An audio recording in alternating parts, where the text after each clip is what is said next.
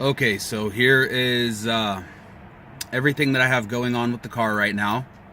There is no security light flashing as the key is already in the on position. Let's start it up and get an idea.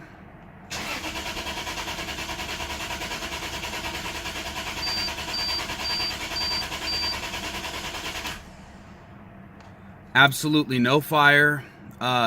I'm not pulling any codes despite the check engine light.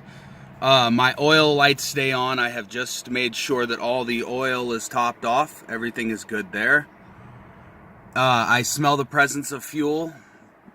And I have replaced out the ETCS fuse and the amp fuse as well. And the car still will not run. Any thoughts would be appreciated.